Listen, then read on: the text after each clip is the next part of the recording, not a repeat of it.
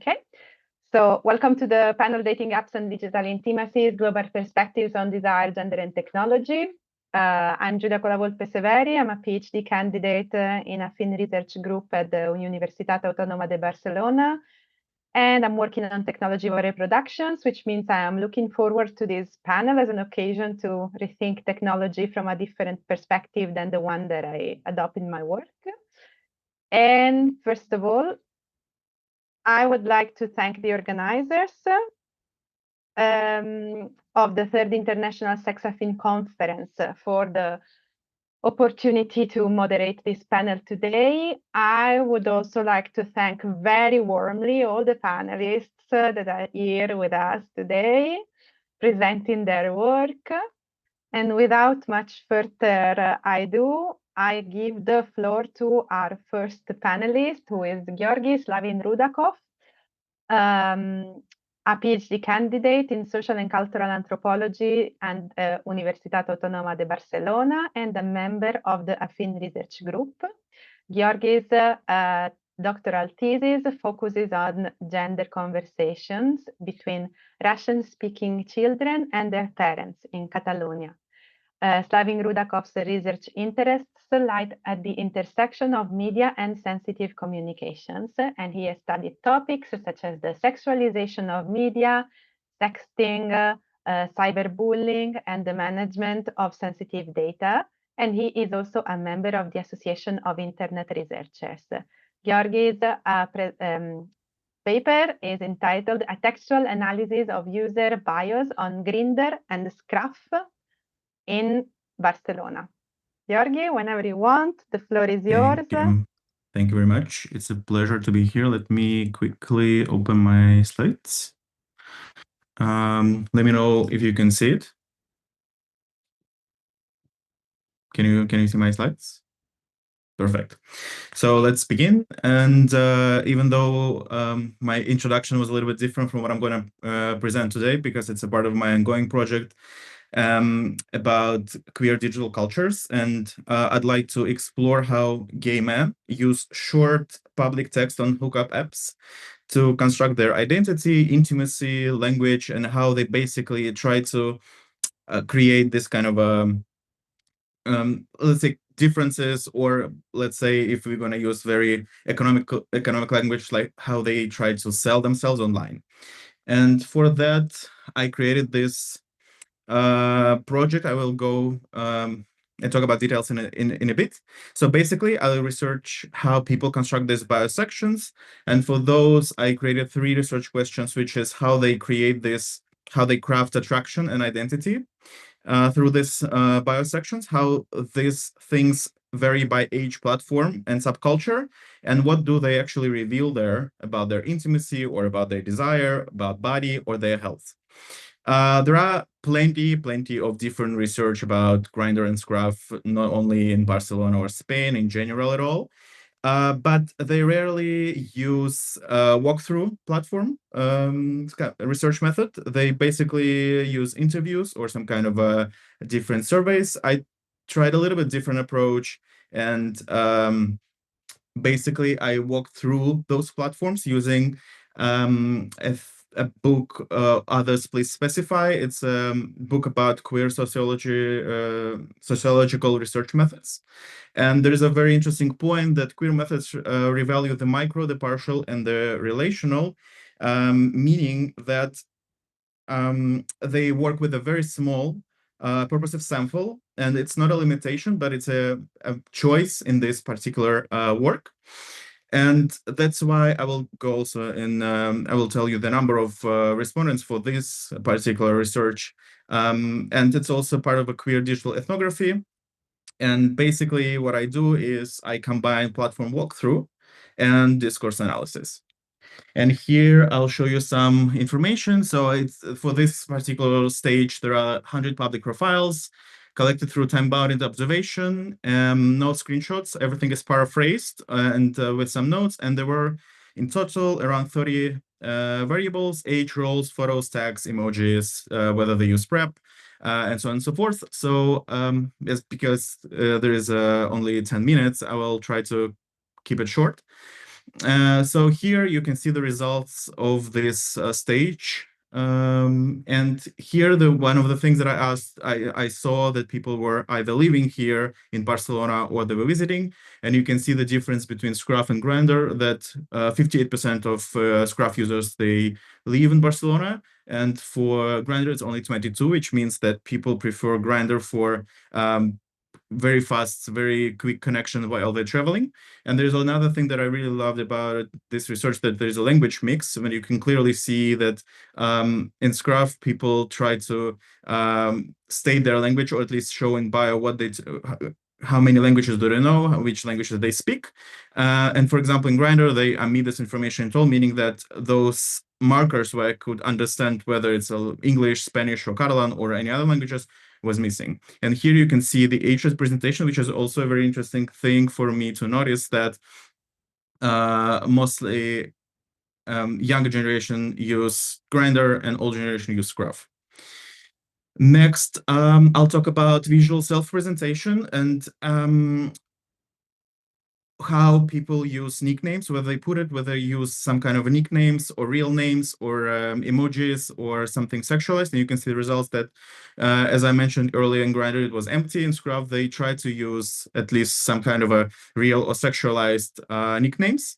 But then most interesting part is further, where they use different body descriptors, and you can see how it's represented across different platforms, which is also contributes to the idea of Scruff being an app primarily for bears. Bears, a big hairy man. And here you can see that 72% mentioned it.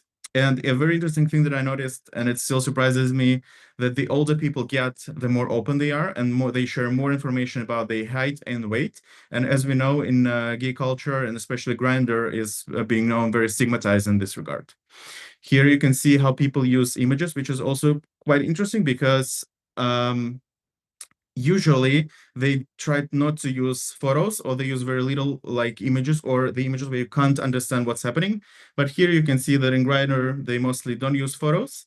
And in Scruff, they mostly use face photo, which is also very interesting, because both of those apps are hookup oriented, and yet people still use face as their main cue.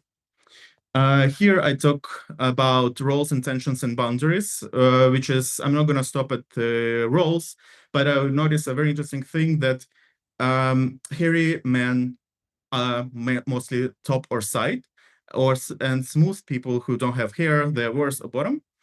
Another thing which is interesting for this research is that 34% have some kind of initial requirements, that no pic, no chat, so meaning that I won't reply to you. And as people get older, they ask for more pictures, and younger people don't ask for pictures at all. And also some boundaries, whether they mention if they like kissing or they want something hard. And here we see that mostly it's Scruff users again. And here, a thing that surprises me the most, that older people, younger people don't look for relationship at all, whether older people primarily look for relationship and they don't look for hookups. And here, if they use PrEP or not. And I will quickly go, a thing that I would love to mention is this emoji use, that older men prefer emoji use, and they show emojis as some kind of a sexual cues, what they want, what they like, or what they don't want. Another thing here is that and a thing that people, you can post your social apps profiles, like for example, social media, Instagram or Twitter, and people here, you can see only 12% on Grindr and 4% on Scruff posted it. But all those people were looking for friendship or networking. And here is the summary, a little comparison that says that Grindr optimizes speed and anonymity, and it's very, very hookup focused. Even though Scruff is also very hookup focused, people try to cultivate community, and they somehow try to push body positive aesthetics there. Once again, some main conclusions for this paper, and once again, it's a work in progress. There is a generational divide, that older people look for relationship, younger people look for no strings attached. As older people get, they disclose more information about themselves, they talk more, they show as many information about their personal life, about their health, about their height, weight, and other preferences. Emojis still serve as effective and sexual shortcuts, but primarily, again, for older users. And those two platforms create those different subcultural identities, where Grindr is for fast pleasure, and as it's called in some research, immediate porn. And for Scruff, it's mostly about these kind of a conversational relationship, friendship, and so on and so forth. And here's some of my next steps that I would like to do with this research is to create a comparative studies in other neighborhoods of Barcelona to create a more of a, let's say, fuller picture of what's happening.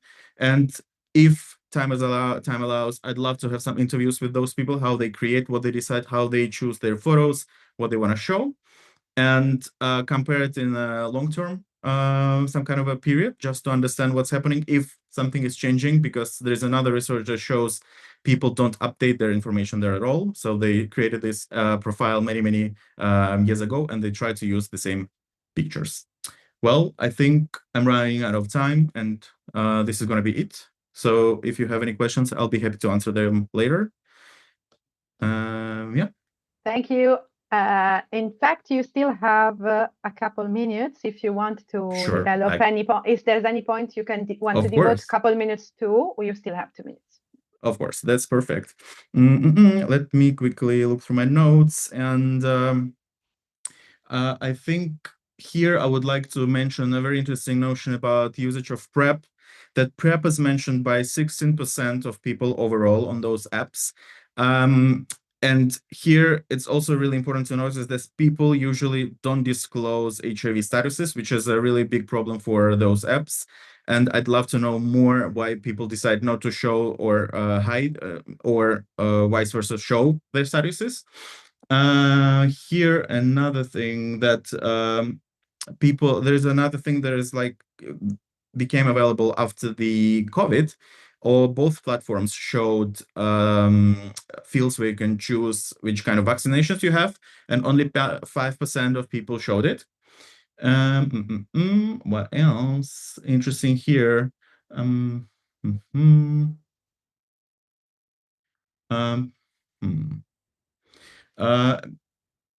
I would say a very interesting thing about language mix, that people show that they can speak many different languages, but they prefer to show that they like to have conversations in English somehow, or their bio section in English, I'm sorry. Yeah, and I think the most important thing here is that people tend to hide their personalities. They try to have as discrete profiles as possible on Grindr, and they show more information on Scruff.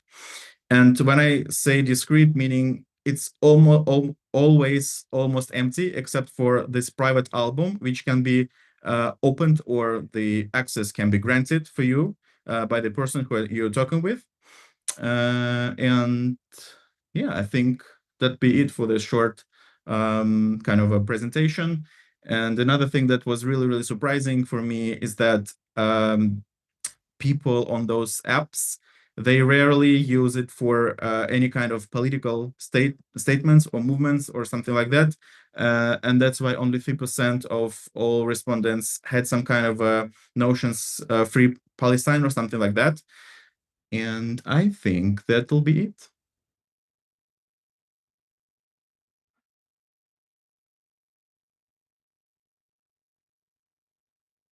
Perfect. Thank you, Georgy.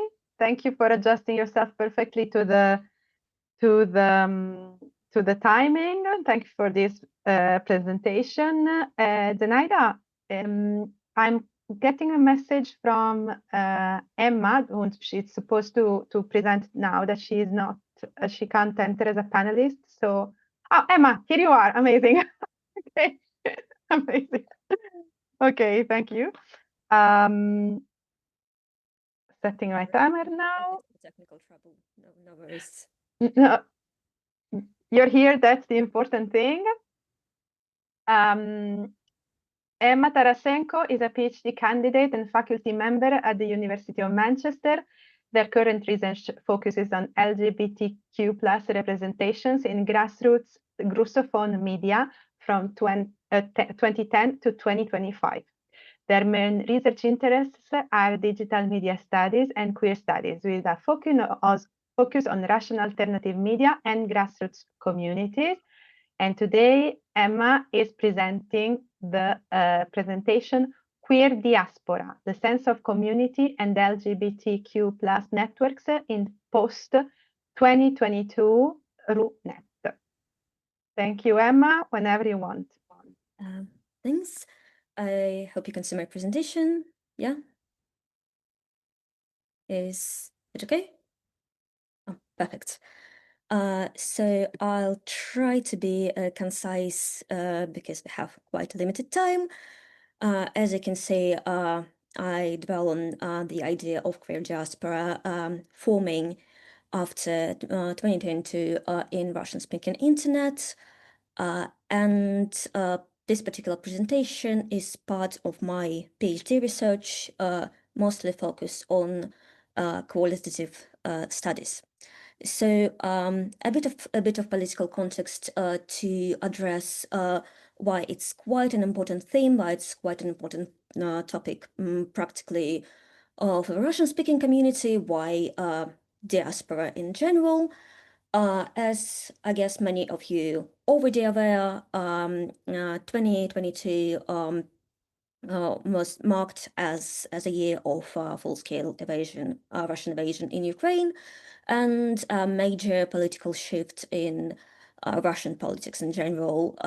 So straight afterwards, there had been a pile of anti-LGBTQ+ laws, including the prohibition of change of gender marker in 2023, and recognition so-called LGBT movement as extremist and terrorist organization in November 2023 and March 2024 subsequently.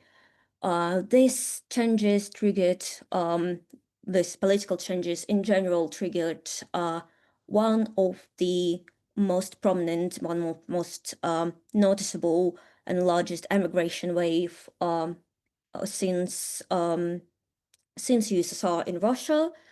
So according to different sources, around 900,000 people had emigrated. There are no strict numbers, no strict information according this part, yet this immigration recognized as one of the most massive, and many people who left Russia identify as queer, identify as part of LGBTQ+ community, basically because it became almost illegal to exist in Russia in general.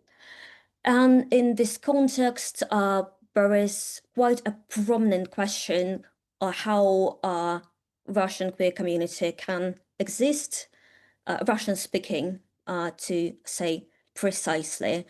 For the theoretical perspective in my study in general, I dwell on the idea of the called queer utopia addressed by José Muniz in his studies, and as a sort of a view of futurity and hope that is created by action in the present moment. So one of my personal queries to this part of the research, to this part of Russian queer history, was how this utopian thinking, how this creation of community in the present times can coexist the authoritarian decline, the decline of human rights, and even the right to basically exist in Russia and speak in your own language sometimes about yourself, your identity, and even your love interest, because you can basically be arrested for symbolics and so on and so forth if you are in the legal space of Russian internet. One of my main hypotheses for this time period since 2022 till present is something that called queer mediatized networks that erode boundaries between Russian, you can call it mainland, and queer diasporas that flourish through these mediatized networks in immigration in different countries. Basically, something that can be called mediatized community, a way to create this community through different networks, sources, etc., etc. And to address this question in the qualitative part of study, I've used three main methodologies. First of all, it's digital ethnography for tracing basically new ways of online solidarity, new ways of self-expression, public images of those communities, etc., etc. Next was critical discourse analysis for contextual changes and clues according to this spread of Russia's mainland and diaspora as queer community and immigration. And my main source of analysis was 13 anonymous in-depth interviews that were conducted since 2024 to the summer of this year. My interviews were activists and members of online communities who are already in immigration, yet the sources totally anonymized, so for the safety reasons, obviously. One of the main ideas that sort of flourished through all those interviews and made me think about this eroded boundaries was the idea of queer diaspora. It's not a new concept. It appeared in early 2000s, most importantly by Gayatri Gopinath in 2005, sorry about that. And it's sort of a way to view, in context of post-colonial studies, describe intersections between diaspora studies and queer studies. Yet in contemporary cases, we mostly deal with importance of media and media presence of diasporical communities and queer diasporical communities as this intersection. So this intertwined complex sense of identity was prominent in almost all of the interviews, almost with all of respondents I've spoken with, since the sense of belonging both shifted through this, in most cases, forced immigration, and the idea of this double lens of other. So through the interviews, I've identified two main cases I will be speaking about today. It's Centre, one of the largest, basically the largest Russian-speaking trans and non-binary focused grassroots network, and Cheers Quiz, one of the major lesbian-led networks that's active both in Russia and abroad. To be noted, Centre was created before 2022, so before the mass migration wave, and one of the responses to the anti-queer laws in 2023. So those two cases serve different optics of grassroots networks, communities in this timeline. To start with Saint-Terre. I will probably briefly describe, you can read some details on the slides if you're interested in more.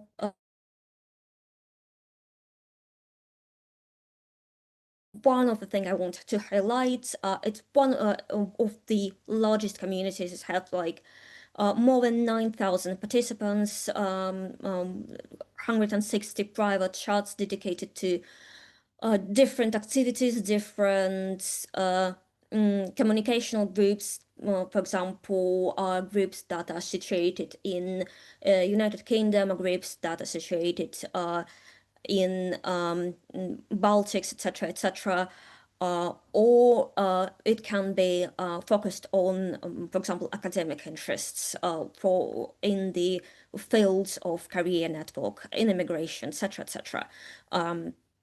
It's quite a large community, quite a large network that serves all the different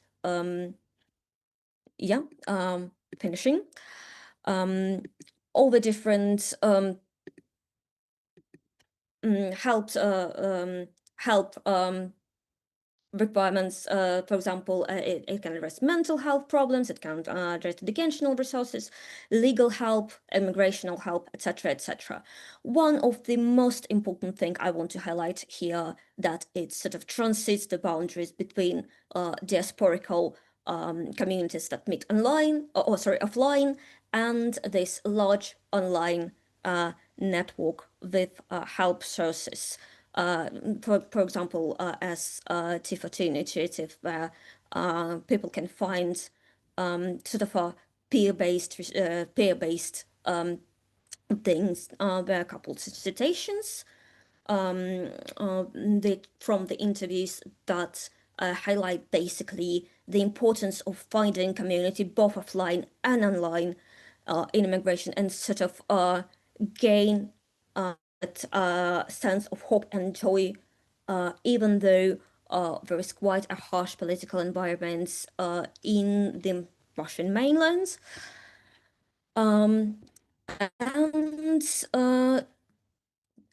To address the second case of Church Quiz, that, as I said, was created by Tatiana Kalin as a direct response to the LGBT propaganda law.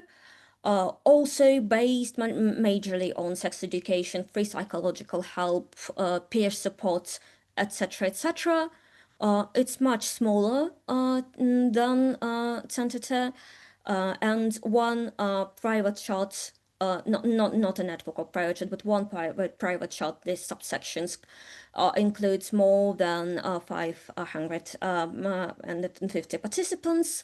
Also correlating in-person meetings and online meetings, serving different needs of people in different countries, and connecting mainland and Russian mainland, where everything is prohibited, and diasporical communities with a double sense of otherness. Also, a couple of citations here. I find it really cute that people are meeting their future partners in such networks. For me, it's quite an important thing. Quick scheme of this utopian sense that sort of helps. I can answer the questions later on, that help enforce the sense of utopia and community through these media connections. And to wrap myself up, in conclusion, those mediatized networks through volunteer supports, chats, private mediation, create sort of a safe space, and place of self-expression in sense of double otherness, in sense of both diaspora and queerness intersection for the new wave of Russian emigration, blurring these political boundaries in the conservative tone, and remaining the idea of monocis utopia reimagined. Right, I hope I was quick enough for this. Thank you so much. Thank you. Thank you so much for this very, very interesting presentation, Emma. We're now moving to Isabel Pires, who is an anthropologist with an MA in migration, interethnic relations, and transnationalism, and a PhD candidate in medical anthropology at the Institute of Social Sciences, University of Lisbon. Her doctoral research, grounded in feminist methodology, examines the beauty practices of Chinese women in Lisbon and how these intersect with issues of body, race, social class, and socioeconomic status. Isabel, whenever you want, you can start to share your screen. Hello, good afternoon to all. I don't have a PowerPoint, so I'll go straight to my paper. Li Fan was just 1.5 meters tall. Her boyfriend at the time asked her to get breast implants, saying she would look sexier. Li Fan refused, claiming that with her height, it would look ridiculous. On the other hand, Fanny, another one of my interlocutors, agreed to her boyfriend's request, who asked her to shave her pubic area. As Fanny explained to me, Chinese women typically have very little body hair, and she had never really worried much about it. As these vignettes show, this paper explores how Chinese women's aesthetic practices, from non-invasive treatments to plastic surgery, are shaped by desire, sexualization, and gender norms. While femininity often aligns with partners' expectations, digital spaces have also become arenas of self-presentation and agency, where women negotiate power and visibility. Online, desire is both displayed and managed through performances that move between compliance and resistance, between traditional Chinese beauty ideals and global ones. Drawing for my doctoral research with 37 Chinese women in Lisbon, aged between 19 to 36, I examine how body, beauty, and belonging are shaped by both Chinese cultural norms and transnational contexts. Li Fan and Fanny were two of many of my interlocutors who shared stories where their bodies and sexuality were read by their partners and other men, in general, in an essentialist manner. Jen Li, whom I knew through Fanny, shared a similar situation. Once on Halloween, I was out at night with some friends. A group of very drunk young boys started approaching me, and since I was dressed in a pirate costume with a miniskirt, they tried to lift it up. It was a joke, they were laughing a lot, but I was scared. They say it was to see if, they say Chinese women have, and she pointed to her genital area. It's pointed. I start yelling at them and manage to move away. Although she says she wasn't traumatized by the experience, Jen Li admitted that after this episode, she began to adopt a more discreet posture in public, especially when going out at night with her friends. Her body, read as different or available, was the opposite of the message she wanted to convey. Fanny's experience involved a different type of situation, as she told me. I dated a Portuguese guy. Then I found out he was with me just out of curiosity. He didn't like me. He just wanted to be with an Asian woman. He had already dated a Russian girl. All he wanted was sex. He would tell me, the other one does this, you should do this too. He had a lot of demands. Sexual fetishism occurs when desire centers on an object of a specific body feature. When attraction is directed almost exclusively toward individuals of a particular race, it takes the form of racial fetishism. For Asian women, both within and outside China, this represents a space where racism and sexism intersect. As anthropologist Leslie Bow argues, fetishism operates as a structure of desire in which attraction conceals anxiety, exposing a collective racial imaginary that idealizes while objectifying. This process, known as orientalization, stereotypes and eroticizes the Asian woman through a dynamics of power that transforms domination into symbolic control. Popular culture plays a central role in circulating these ideas, endlessly reproducing image of an Asian woman as submissive, exotic, and available, whether as prostitutes, geishas, or even the ideal wife. These figures may appear to belong to different categories, but they serve the same purpose, to define women as existing for men's desires. In this context, many of my interlocutors revealed that they were aware of how their bodies were often read as hypersexualized. Based on this awareness, many were in a constant state of alertness, producing a new way of viewing relationships. He adds how she became more traditionalist after less positive experience with non-Asian men. I wasn't a good girl, she told me. And in a way, I'm still not. But my story with Jan really marked me and showed me that I'm more Chinese than I thought. I didn't like the way he treated me. He was with me, but he didn't like me. It's not like I thought about marrying him, but there was no responsibility. When you get involved with someone, you're responsible a little for that person too. I never thought about it like that. Maybe I'm more Chinese than I thought. He-Min's relationship led her to rethink her cultural identity. Her remarks, I'm more Chinese than I thought, show how intimacy can revive traditional values. For her, being with someone implied emotional responsibility, unlike what she perceived in Western men. Her retraditionalization became a way of feeling adequated, aligning body and emotion with familiar cultural norms. Fanny, on the other hand, told me that she wanted to be an exemplary Chinese woman. When her Portuguese boyfriend asked her to shave her pubic area, she agreed. Later, when she realizes he only wanted a casual fling, she regretted by saying, but it's just hair, it grows back. Then she added something that stayed with me for a long time. If he had asked me for something more permanent, like breast augmentation, I'm not sure if I would have had the courage to say no. A Chinese woman always likes to please her partners. So, in this point, so far, I've explored how an intimate relationship can reinforce certain cultural values and ideas of femininity. Now, I want to look at how these women deal with visibility. As some avoided unwanted attention to dressing modestly or staying away from spaces where they would stand out, while others use their distinct traits strategically to negotiate power. By blending Oriental, and I put Oriental with commas, aesthetics with new sexual ideas, they not only respond to the male gaze, but also redirect it, moving from object of desires to agents of their own stories. This is very visible in this story of May, which is born in Portugal to Chinese parents.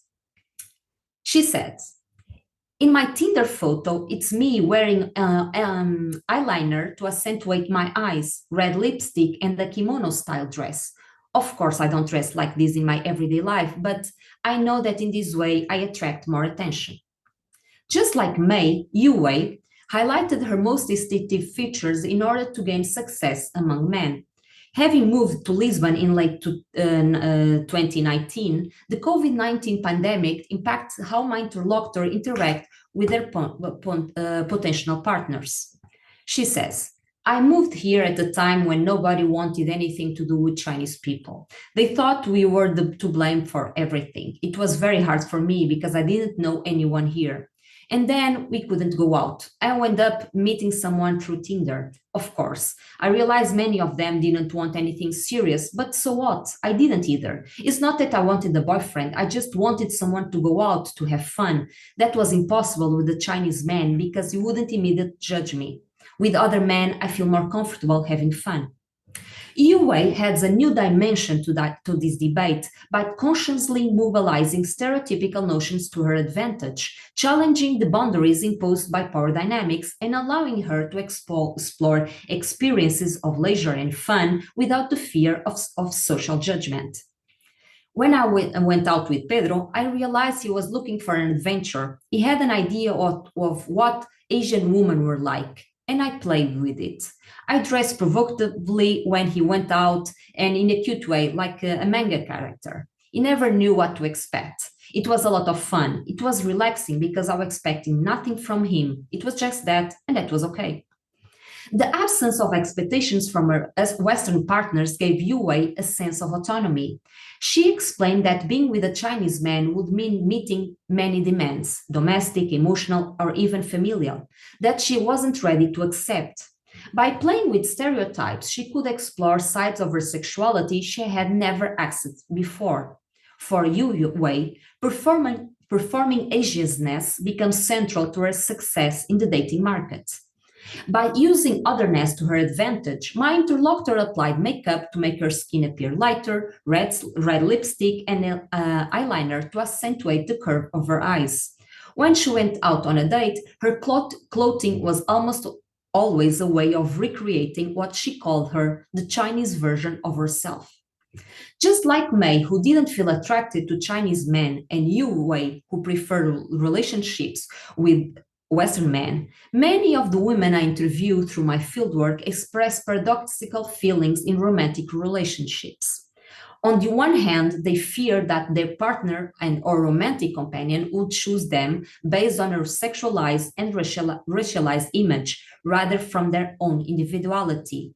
On the other hand, they also reported feeling attraction to individuals outside their racial pattern, thus unconsciously reproducing the same stereotypes.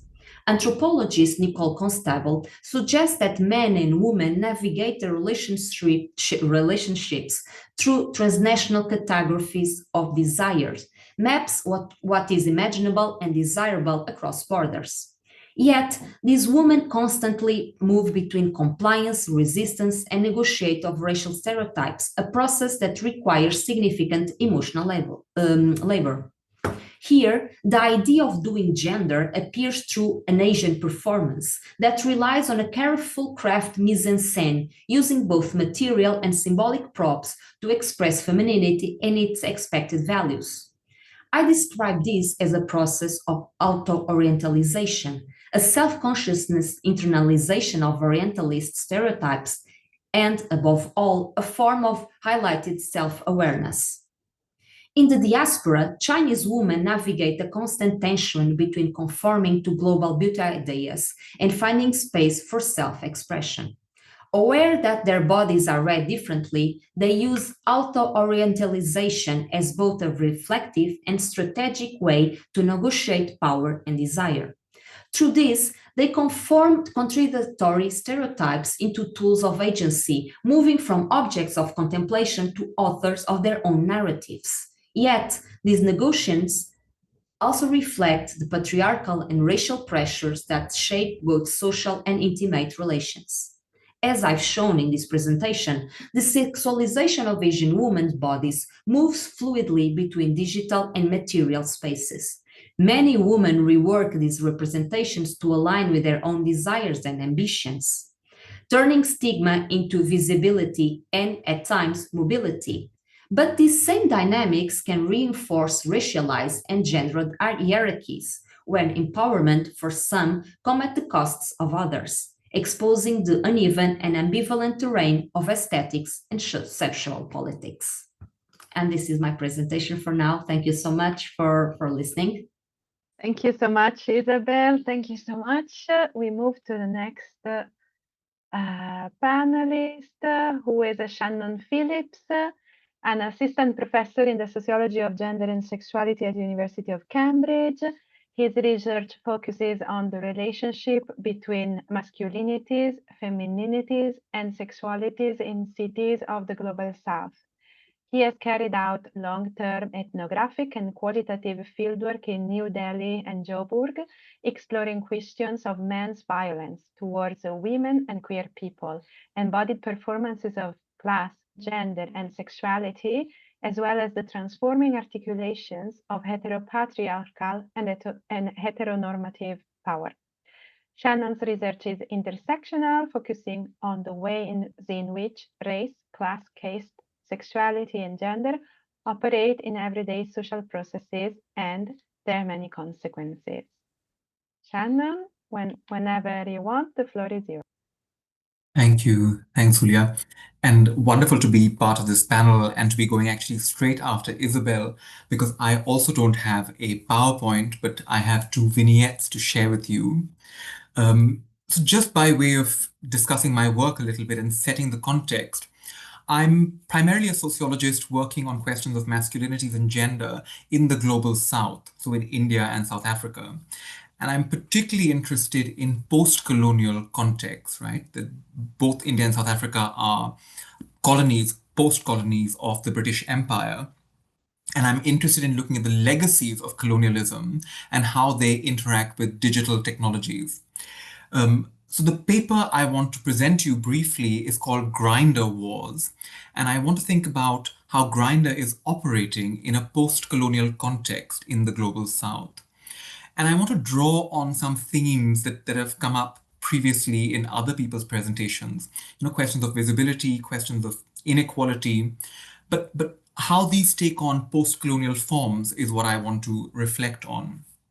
A lot of the research on social media and particularly dating apps that I'm interested in is largely global north focused. So things that have looked at Europe and the US, for example. And that's quite helpful to understand theoretically and analytically how to think about digital technologies. But I think context also matters. And that's what I want to perhaps emphasize, how context might help us think about digital technologies in a different way, right? Particularly context of great inequality like India and South Africa that I want to talk to you about. So what I want to do is just read you two short vignettes from the paper and then unpack some themes. So first I want to take you to Johannesburg. So on a cold winter's day in 2022, I met Jacob, one of my research participants in Johannesburg. Jacob was 27 years old and worked in a bank in Johannesburg and belonged to the emerging black middle classes of South Africa. He was not poor, but his parents did grow up in a former township, a poor informal settlement. But he secured a degree and got a high-status job for himself, like many aspiring middle-class South Africans. He wanted to escape the township, as he often put it. Now, as a gay man, he lived in a northern and wealthier part of the city, and we met in a restaurant in this upmarket neighborhood of his, which he frequently visited. On that day, as we were chatting in this expensive restaurant in Johannesburg, he opened Grindr and scanned various profiles that popped up around him. One of the profiles that came up close to Jacob was another young black man who looked stylish and well-dressed, holding a glass of wine in his hand and smiling at the camera. On seeing this photo, Jacob exclaimed excitedly, "He is cute. This is the kind of profile I like." You can just tell from his profile photo that he is relationship material. Not too slutty and not too boring. Something classy and stylish about him. I like him. He is potentially husband material, not like the other trashy boys of Johannesburg.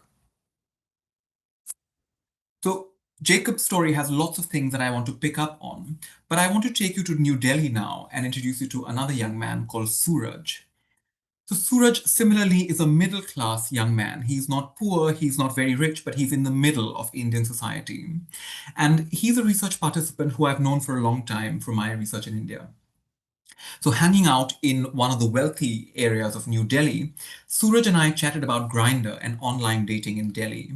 And he explained to me, Grindr is really the best way to show your gay side and meet other gay people who are like-minded and close by. If you are straight, life is so easy, especially in India. You can meet girls all the time. But as a gay person, it's impossible. It's so difficult to find anyone. You don't just randomly meet other gay men, right? On the streets, you can't tell which man is gay or who's not.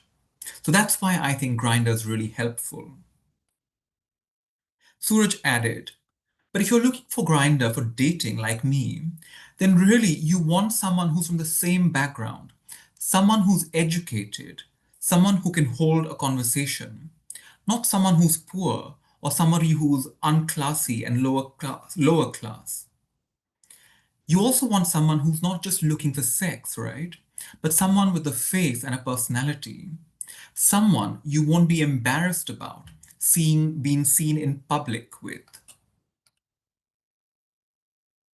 So Suraj and Jacob live in India and South Africa, which are very unequal countries with lots of poverty, lots of poor and very rich people, and extremes of wealth, right? And in that context, questions of sexuality have always been very complicated. India and South Africa are exceptions that they allow queer sexualities to exist and are decriminalized in terms of sexualities, right? So India is an exception in South Asia, and South Africa is an exception in the sub-Saharan African continent. So from a sexualities point of view, they are okay places to be a gay person. But what is quite important, I think, is how inequalities of class, of money and capital are now emerging on platforms like Grindr and shaping queer cultures themselves, right? So with Jacob, we hear him say that he's looking for somebody who is a classy guy. He's not interested in poor men, right? And Suraj similarly says that he's looking for somebody from the same background, right? Somebody who is not low class. And so it becomes very important for us to think about the ways in which technology, dating apps operate in different contexts, right? And in context of the global South, where we have these very stark, very deep post-colonial inequalities, dating apps seem to complicate our relationship with these inequalities, right? On the one hand, to go back to this idea of visibility that Isabel was saying, what I do write in my paper is that queer visibility is possible on gay apps, right? Although India and South Africa are legally places to be queer, as both young men reflect, and all my participants reflected, it's very difficult because families tend to still control young people quite a lot. It's not safe to be by yourself, often in streets. And there isn't much cultural and social acceptance for gay life. So Grindr and platforms like Grindr become a wonderful and very important tool for agency and queer visibility. Right? And that visibility is really desirable. So young men really want to invest and spend time on dating apps like Grindr to build a social network. But then you also have, with that visibility, the counter, where you also visibilize different forms of inequality. And what I'm calling in the paper is the geolocation of desire, right? Grindr, as we know, is a geolocation-based app. And what is happening is that young men only want to use Grindr in wealthy neighborhoods, right? So both Suraj and Jacob don't want to use Grindr in the poor areas of the city. They want to go to the shopping malls or the expensive parts of the city and use Grindr there because they want to meet other wealthy people, right? They want to only date other wealthy guys. And they are looking on Grindr for markers of wealth, for markers of class, because they don't want to date poor men or lower class men. Right? So Jacob, for example, when he says this is husband material, he's talking about the wine glass and the smile and the fact that this is somebody in the wealthy part of the city, not very far from him. And likewise, Suraj is very explicit that he wants to check where these people are and not be embarrassed of them in public. Right? So in my research, what happened with these men and other men is that where your location is, what your context is, became really important and shaped digital technology in a very profound way, right? And it shaped the ways in which these dating apps were being used. And so for me, it becomes quite important to remove the abstraction of digital technologies and to make it a much more embodied conversation about how digital platforms, digital intimacies, mediated intimacies operate in embodied ways within local and social contexts, right? And with this, perhaps I want to maybe make a final point and finish. And actually, I'll just say that the paper is published and it's accessible for free if anybody wants to read it. It's called Grindr Wars, as I said again, Grindr Wars, W-A-R-S, if anybody wants to look at it or read it. And what I want to perhaps emphasize here is this idea of the wars that I was referring to briefly, because I think this has some profound consequences for us. The inequalities that we have in society, it's a big question whether digital platforms are making them worse, the social inequalities that exist, or are helping them address it, right? Or are helping them somehow minimize those inequalities.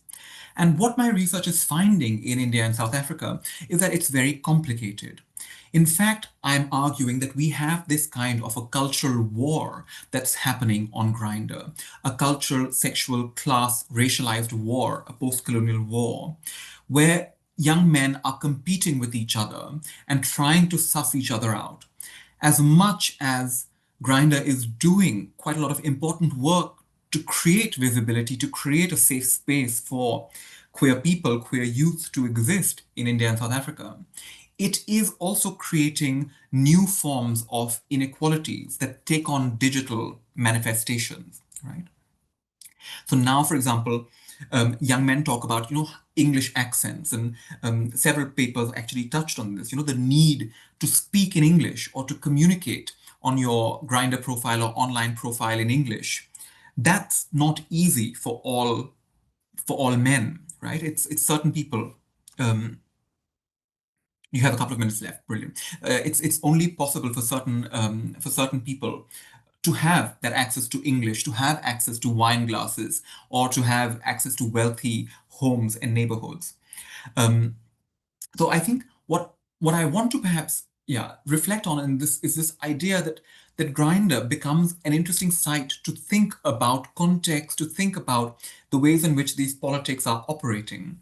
And I think the story is not a simple story. It's not a story of good or evil or positive or negative. I think it's a much more ambiguous and complex story that has to be understood contextually and empirically, right? I think more and more for me as a scholar who's thinking about, I never did research digital technologies. My interest was on questions of gender and sexuality. It's through that I have come to digital technologies because it's becoming a part of my participants' everyday lives, right? But those lives are also mediated in the social worlds they live in.